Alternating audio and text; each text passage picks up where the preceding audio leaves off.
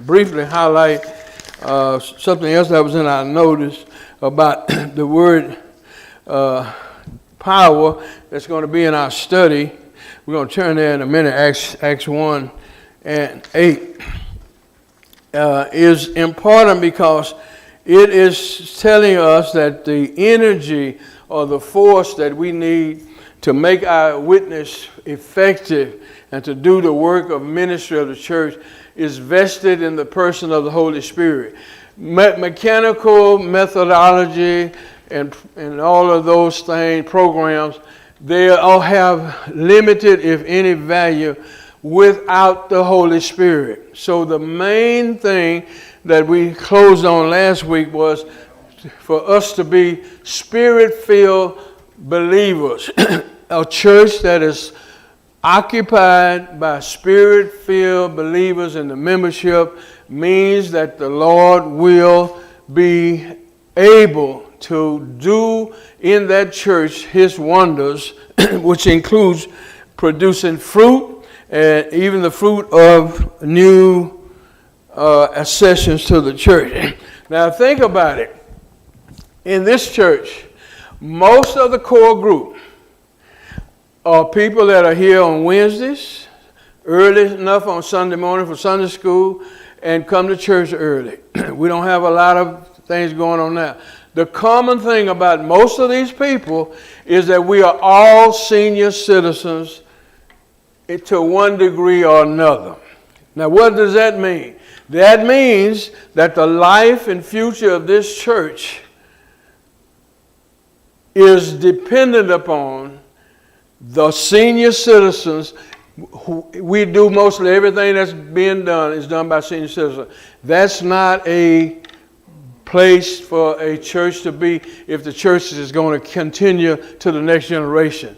Therefore, that it is urgent, important that any church that has those dynamics understand we have to do something so that God can do the rest of creating a better potential for this church continuing beyond its present generation.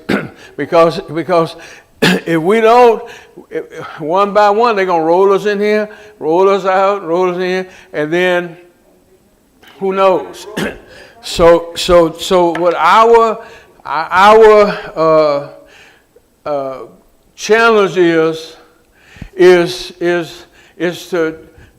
to think in terms of, if I'm sick, shut in, or deceased, who's going to take my place? Who's going to do what I'm doing? Who is it going to be? And so if the answer to that question is, it may very well be somebody different than who is among us now, because we have this other challenge, and that is we're in a small rural community, and the young people, like when you and I were young, the big city and bright lights is just, when I get out of high school or college, that just looks like the place I ought to be. You know, I'm gonna probably end up back where we are now. I lived in Honolulu, Hawaii for a year and a half. I lived in California for almost 22 years. I lived in Vietnam and Thailand. I'm not so happy about that. I lived in Florida and all those good things. But I was a country boy all the time. And I knew that whenever I really slowed down, I was going to be in Tyler, Texas. That's what my family history was. Because I never lost that country flavor. I like the country flavor. Amen. So, but the people, young people right now, so what I would believe would be a objective is young families with children. Young families with children will give us two potentials. The family, and so many years before those young people leave home and leave the area to get them in their hearts, committed to the things of God, Christ, and to this church. If they go away, maybe they'll come back, or maybe they'll help get somebody in there. Let's turn to Acts 1:8 for our time. Well, I tell you, we started late. Most time we do. That's why we go over. I know I ain't doing that much talking, but I do talk a lot. Interpret 1:8. Now, I want to tell you something. Look at verse 5 and verse 8. Look at verse 5 first. And somebody read that to us. Acts 1, verse 5. And then the verse 8, the first part of verse 8. And we're going to do a little study on that, and then we're going to the mandate for evangelism. Verse 5.